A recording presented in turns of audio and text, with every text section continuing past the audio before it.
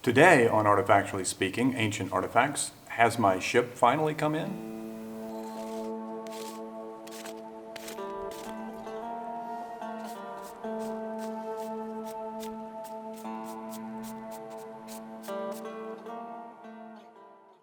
I'm Brad Hafford, archaeologist at the University of Pennsylvania, and I'm here in the courtyard of the dig house at the ancient city of Ur.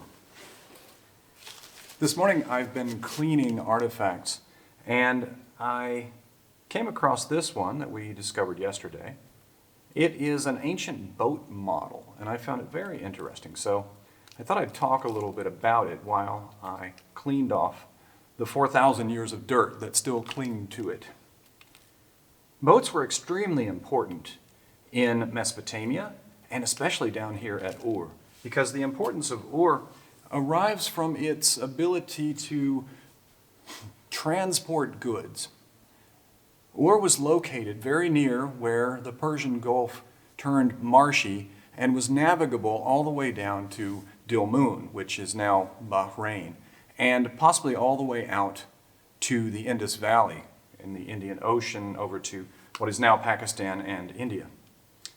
Well, there they could get all sorts of exotic goods like carnelian and lapis, and that meant that they could be the connecting point for most of Mesopotamia. So if all of these special goods are coming into Ur and then going out, naturally, power and wealth could concentrate in this city. So, how do you get these goods? Well, you need boats. And the boats were typically made of reeds.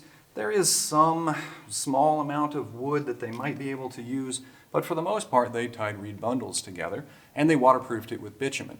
These were highly available in this area. Well, those don't preserve in the archaeological record, so we don't actually see the boats themselves. We can't really go and dig one of these boats, so what we have to rely on to understand what their boats looked like are the models that they created. So we don't know exactly. These things may have been toys for children, or they may have been offerings for a safe journey. Maybe they left them in a chapel, a ritual area, in order to hopefully secure a good voyage.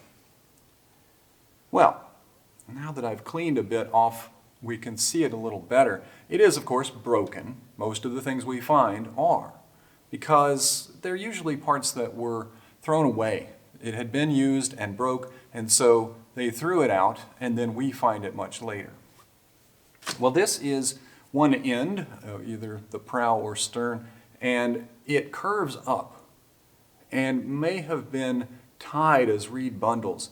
There is a very flat bottom, but that doesn't necessarily mean that the boats themselves were flat-bottomed. It really means that they needed it to sit somewhere, and so the model itself is not necessarily the exact copy of the boat, but it does tell us a bit about what they may have looked like. So this one would have extended and come up to another end. We do have complete boat models from graves, for instance, but usually in these contexts we find them like this. It's an important marker, though, because it shows that boats were known, observed, and then they would make these models for whatever reason, but the waterways around Ur were extremely important.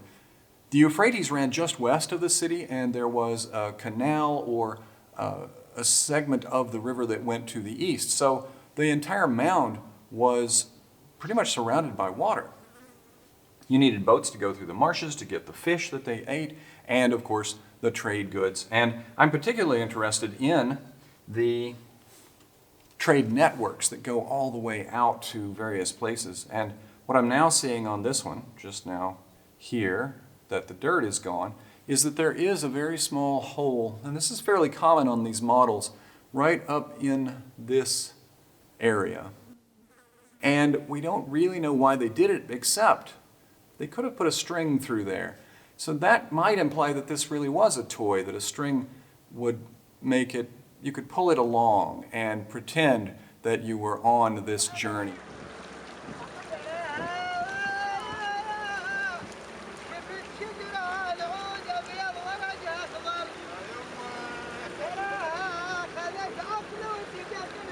And so maybe a child used this at some point. I find these things really fascinating, and I'm glad that we have discovered one even in this condition, because it tells us so much about the people and about the importance of particular activities. I hope you've enjoyed exploring this boat model that comes from 4,000 years ago in the Ur-3 period. And I hope that you'll join me again next time on Ancient Artifacts for Artifactually Speaking.